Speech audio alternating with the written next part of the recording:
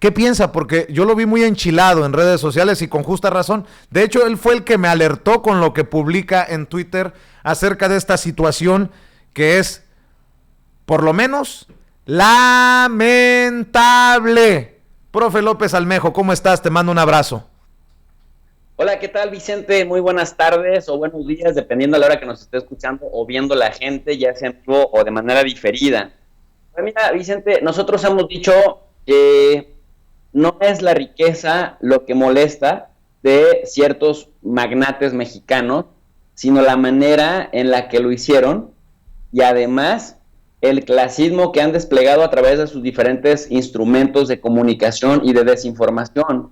Porque esto que acabamos de ver de Sergio Sarmiento es justamente la manifestación máxima y pura que los desnuda y que históricamente nos vendieron la idea de que ellos eran los analistas objetivos, los analistas serios, los mejor informados, los que tenían conexiones con egresados de Harvard, de Princeton, de Yale, de la UCLA, y vemos que lo único que hacen es tratar de echar circo, maroma y teatro, y literal son maromas, para justificar que estos magnates hicieron su fortuna lejos de lo que nos vendieron del emprendurismo, lejos de decir que fueron creativos, que fueron innovadores, que fueron incluyentes.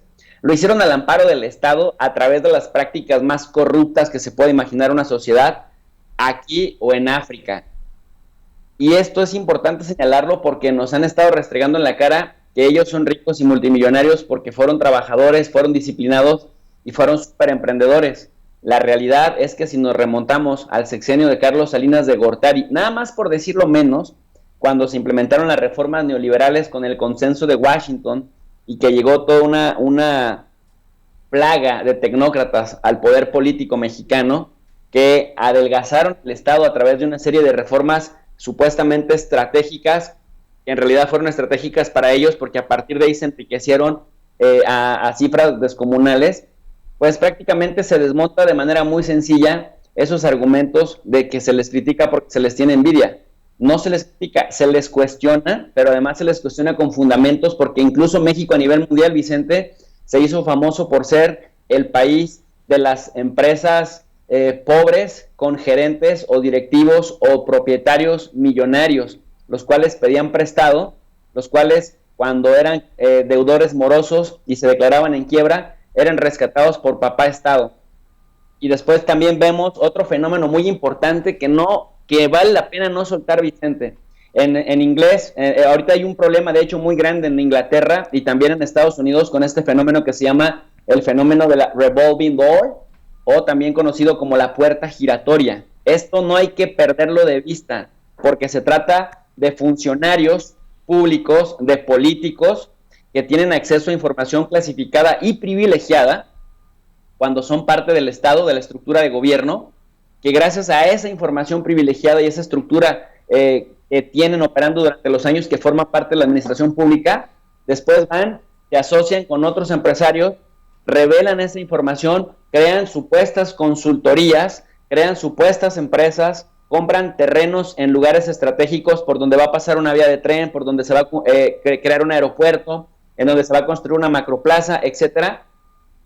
Y finalmente también presionan para que se les descuenten los impuestos, para que puedan evadirlos bajo cualquier figura y argucia legal.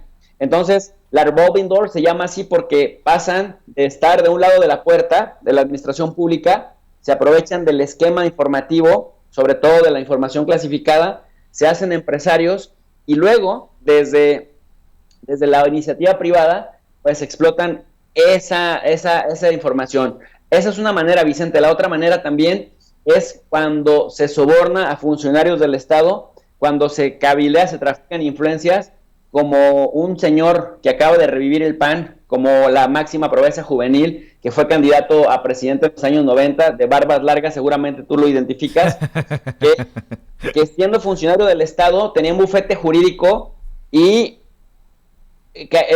cabildeaba, por decirlo menos, a favor de la iniciativa privada. Entonces, ¿cómo entender que un funcionario público, con todo el descaro del mundo, siendo parte del gobierno, litiga o cabildea en contra de ese mismo gobierno a favor de la iniciativa privada?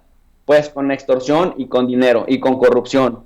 Entonces, que no nos vengan a decir que la gente los cuestiona o los critica porque somos envidiosos y somos pendejos.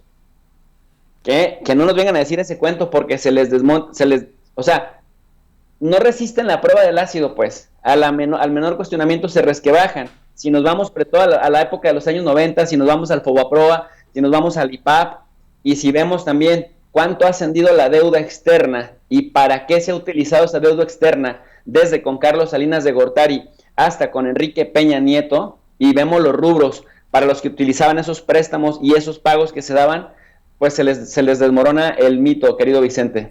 Oye, profe,